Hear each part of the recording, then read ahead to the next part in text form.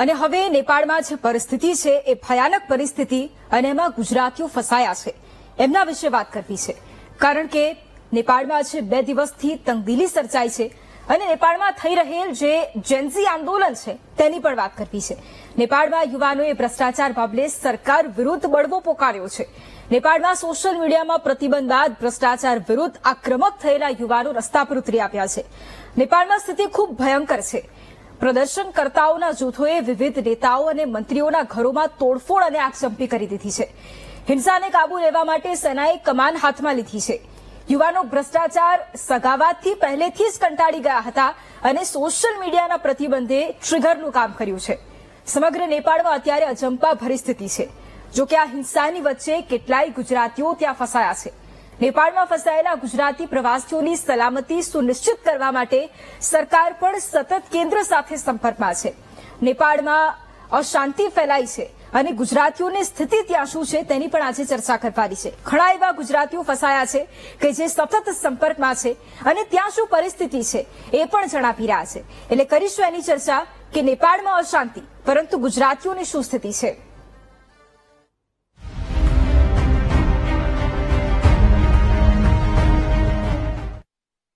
અને એટલા જ માટે ચર્ચાની શરૂઆત કરવી છે. આપણી સાથે ગેસ્ટ પણ જોડાયેલા છે. આપણી સાથે ક્ષમા બારોટ જોડાયેલા છે કે જેઓ નેપાળમાં જે વ્યક્તિઓ ફસાયા છે તેમના પરિજન છે. ક્ષમાબેન, સ્વાગત છે આપનું. આપણી સાથે નેપાળમાં જે કોઈ ફસાયેલા છે અત્યારે અને સતત ત્યાંથી અપડેટ પણ આપણને આપી રહ્યા છે એ વિરમભાઈ ડાભી પણ આપણી સાથે જોડાયા છે. વિરમભાઈ, આપનું પણ સ્વાગત છે મહામંથનમાં. વિરમભાઈ, સૌથી પહેલા તો પ્રશ્ન મારે આપને કરવો છે, અત્યારે ત્યાં શું પરિસ્થિતિ છે? શું અત્યારે બધું કાબુમાં છે? આપ જે જગ્યાએ છો એ જગ્યા સેફ છે? અત્યારે આજની પરિસ્થિતિ જોતા પરિસ્થિતિ શાંત છે, બધું કાબુમાં છે. આજે કોઈ દંગા ફસાદ થયા કે તોફાન થયા એવું જણાવ્યું નથી. ઓકે વિરમભાઈ, આપ ક્યારે ગયા હતા? એ સમયે શું પરિસ્થિતિ હતી અને ત્યારબાદ કેવી રીતે આપ અન્ય સ્થળે પહોંચ્યા? અમે ગઈકાલે મંગળવારે 9 તારીખે સવારે જનકપુર થી કાઠમંડુ પહોંચ્યા બસમાં. અને બસમાં ઉતરી ગૌશાળા આશ્રમમાં ઉતર્યા. ગૌશાળા આશ્રમમાં ઉતરી દર્શન કરી અમે પરત આવતા હતા ત્યાં અમને સમાચાર મળ્યા કે ગોળીબાર શરૂ થયા છે. એટલે અમે ભાગ્યા અને અમારી રૂમ પર ગૌશાળા આશ્રમમાં પહોંચી ગયા. પણ એ વખતે ગામમાં અમે જ્યાં ઉતર્યા હતા, અમારે ગૌશાળા આશ્રમ છે ત્યાં ચોકમાં આશરે 10,000 માણસોનું ટોળું હતું. એ બધું તોડફોડ કરતું હતું. અને એટલામાં તો અમે જે આશ્રમમાં ઉતર્યા હતા એ આશ્રમનો ગેટ તોડીને થોડું અહીંયા ઘૂસી ગયું અને જેટલા ઇન્ડિયન પ્રવાસીઓ હતા એ બધાને બહાર કાઢ્યા અને તોડફોડ કરી અને આખા આશ્રમને આગ ચાપી નાખી. કેટલા 2-5 મિનિટ થાય ત્યાં રોડ ઉપર પસાર થતા વાહનો, જે અહીંના જે કેબ વાહનો કે બાઇકો, સ્કૂટરો, એ બધા સળગાવવા માંડ્યા. મારી નજર સામે પોલીસ સ્ટેશનને આગ ચાપી દીધી. એ વખતે પોલીસ સામે કોઈ બહાર ન નીકળી, પોલીસ નથી નીકળી શકી, પબ્લિક એટલી હતી. પોલીસના જ વાહન જે કહેવાય ને હથિયારો એ ઝૂંટવી અને એમને સામે ફાયરિંગ કરીને પોલીસને માર્યા છે. અને આજની સ્થિતિ અહીંયા પરિસ્થિતિ શાંત છે, કાબુમાં છે. પણ અમે અમારી રીતે ભાગ્યા છીએ જીવ બચાવી. અમને જ્યાં આશરો મળ્યો ત્યાં અમે ત્યાં રહ્યા છીએ અત્યારે. બિલકુલ. ક્ષમાબેન પણ આપણી સાથે જોડાયા છે. ક્ષમાબેન, આપના પરિવારજનો પણ અત્યારે નેપાળમાં છે. તેમની સાથે આપની વાતચીત ક્યારે થઈ અને એમની સાથે વાતચીત થયા પછી આપને શું લાગે છે, શું પરિસ્થિતિ છે ત્યાં? એ સેફ છે? કઈ જગ્યાએ અત્યારે હાલ તેઓને આશરો આપવામાં આવ્યો છે? હાલ એમની સાથે વાતચીત થઈ ત્યારે એમણે શું કહ્યું? હાજી, એમની સાથે હું સતત કોન્ટેક્ટમાં છું. મારા પેરેન્ટ્સ ત્યાં છે અને એ લોકોની વાતચીત પરથી હાલમાં એ લોકો હજી પણ એરપોર્ટ પર જ સ્ટક છે. ઓકે. આગળ કોઈ જ કાર્યવાહી થઈ નથી. કહેવામાં એવું આવ્યું હતું કે 7 વાગે અહીંયાથી આપણા 2 ફ્લાઇટ્સ ત્યાં પહોંચશે અને રેસ્ક્યુ કરવામાં આવશે. પણ અનફોર્ચ્યુનેટલી હજી 8:45 વાગ્યા છે, એવી કોઈ જ સ્થિતિ ત્યાં થઈ નથી. ઓકે. આપની પાસેથી એ પણ જાણીશું કે આપના પરિવારજનો ક્યારે નેપાળ ગયા હતા અને ત્યારે એમની સાથે આપની વાતચીત થઈ ત્યારે શું પરિસ્થિતિ હતી અને ક્યારથી પરિસ્થિતિ વણસી? અત્યારે તેઓ ખૂબ સેફ છે, આપે જે રીતે વાત કરી એ રીતના, તો એ ક્યારે ગયા હતા એ પણ આપની પાસેથી મારે જાણવું છે. જી એ 3 સપ્ટેમ્બરના ગયા હતા પશુપતિનાથના દર્શનાર્થે અને 9મી સપ્ટેમ્બરે એ લોકોનું રિટર્ન ફ્લાઇટ હતું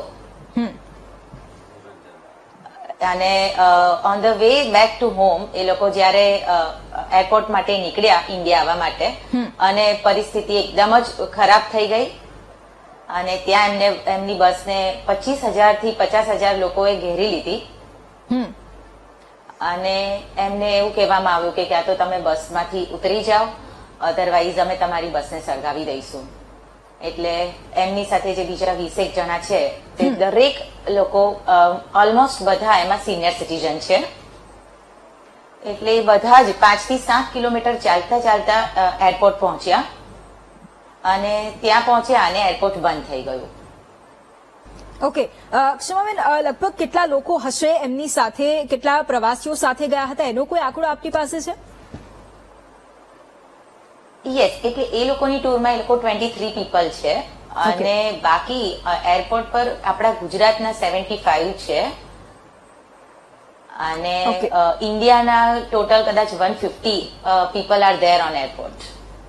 ઓકે, વિરમભાઈ, આપને પણ એ જ પ્રશ્ન છે કે આપ અત્યારે જ્યાં રોકાયા છો, આપ કેટલા લોકો સાથે ગયા હતા, કેટલી સંખ્યા હતી અને અત્યારે આપ બધા જ એક સાથે એક જગ્યા પર હાજર છો? ના, અમે સુરેન્દ્રનગર થી અમે પતિ પત્ની જ આવ્યા છીએ અને અમારી જોડે બીજું કોઈ આવ્યા નથી, પણ અમે જે હોટલમાં ઉતર્યા છીએ ત્યાં અમે પતિ પત્ની અને બીજા ગુજરાતના 4 વ્યક્તિ છે એ ચોથા માળે રૂમમાં ઉતર્યા છે. અમારી સાથે બીજું કોઈ છે નહીં અને હું પણ સિનિયર સિટીઝન છું. ઓકે, વિરમભાઈ, ત્યાં પહોંચ્યા પછી કોઈની સાથે અહીંયા પરિવારજનો સાથે વાત થઈ અથવા અહીંયા તંત્રને જાણ કરવાનો પ્રયાસ કરવામાં આવ્યો? શું વાતચીત થઈ આપની? અહીંયા પરિસ્થિતિ પછી મેં મારા સન જોડે વાતચીત કરી અને બધી પરિસ્થિતિને વાકેફ કર્યા અને પછી છોકરો ત્યાં એમને મને ફોન કર્યો કે પપ્પા કે ઇન્ડિયન એમ્બેસી વેબસાઇટ ઉપર જાણ કરી છે કે કોન્ટેક્ટ કરવો તમારે ત્યાંથી. મારા અહીંથી તો કોન્ટેક્ટ થતો નથી કારણ કે અહીંનું બધા સિમ બંધ થઈ ગયા. માત્ર અત્યારે જે અમે રૂમમાં ઉતર્યા અહીંયા વાઈફાઈ ઉપર જ ચાલે છે.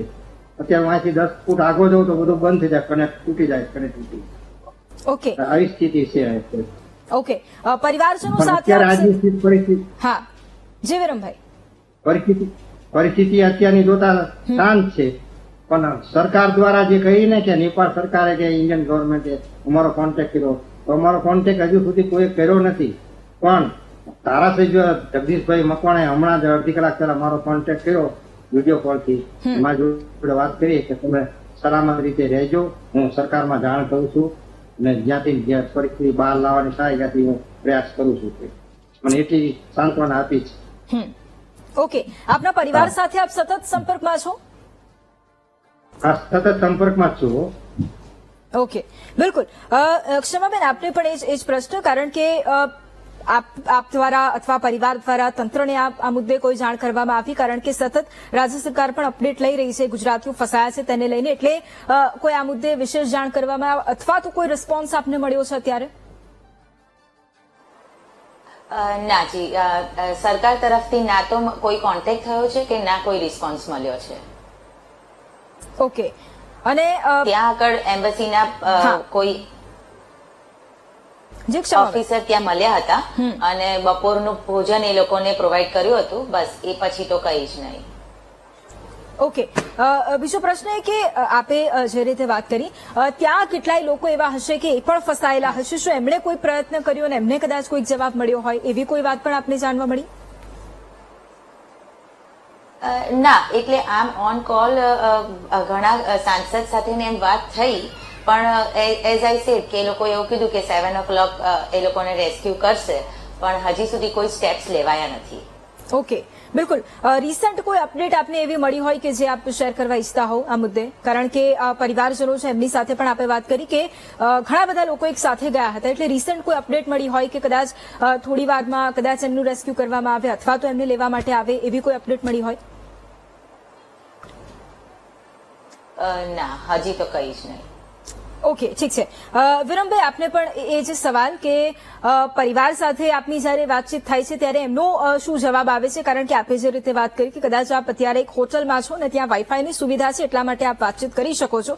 પરિવારજનો સાથે આપની જ્યારે વાતચીત થાય છે કે આપને કદાચ લેવાની વાત હોય ત્યાંથી, અથવા આપની સાથે આપણા પરિવારજનો અથવા તો જે અન્ય લોકો પણ આપ મળ્યા છો તેમને ત્યાં, એમને પણ ફરી એક વખત સુરક્ષિત રીતે ભારત લાવવાની વાત હોય તેના માટે કોઈ વાતચીત થઈ હોય એવી આપને કોઈ જાણ મળી છે? ના, નથી મળી. મેં મારી જાતે અહીંયા ઇન્ડિયન એમ્બેસીના મેડમ જોડે વાત કરી છે, કલાક ટ્રાય કરી ત્યારે વાત થઈ, અને એમાં મારું નામ અને જ્યાં હોટલમાં રોકાણો છે હોટલનું નામ મેં જણાવ્યું છે ઓકે, અને કોન્ટેક્ટ કરવાનું કીધું છે. તો ઓકે. પછી મને એ લોકોએ એમ કીધું કે તમે વેબસાઇટ ઉપર અપડેટ બધું મૂકતા રહેજો, તમે જોતા રહેજો. તો મેં કીધું હું વેબસાઇટ ઉપર મેડમ સહી રીતે જોઈએ છીએ, કારણ કે મારી પાસે નેટ સેવા બધી બંધ થઈ ગઈ છે, સિમ બંધ થઈ ગયા છે. માત્ર આ વાઈફાઈ પર વાત કરું છું, પણ છતાં મારો કીધું આ કોન્ટેક્ટ નંબર છે એના પર કોન્ટેક્ટ કરજો હોટલનો, એટલે કીધું હું કોન્ટેક્ટ કરી શકીશ. બાકી ક્યાં જવું, શું કરવું, કે ખાવા પીવાનું કે કાંઈ અમને કોઈ એવું નથી ઓકે. સાંભળવા મળ્યું. બિલકુલ. વિરમભાઈ, આપ જે રીતે આપે એ જણાવ્યું કે અત્યારે કઈ પરિસ્થિતિમાં છો, અપેક્ષા પણ રાખીએ છીએ, અમે પણ રજૂઆત કરીશું કે વહેલામાં વહેલી તકે આપ સેફ અહીંયા પરત ફરો, અને ક્ષમાબેન આપના પણ જે પરિવારજનો છે એમની સાથે પણ જેટલા લોકો છે એ પણ સેફ અહીંયા સુરક્ષિત રીતે પરત ફરે એની પણ અમે રજૂઆત કરીશું. આપ બંને અમારી સાથે જોડાયા, બંનેનો ધન્યવાદ. મહામંથનમાં હાલ બસ આટલું જ. રજા આપશો. નમસ્કાર.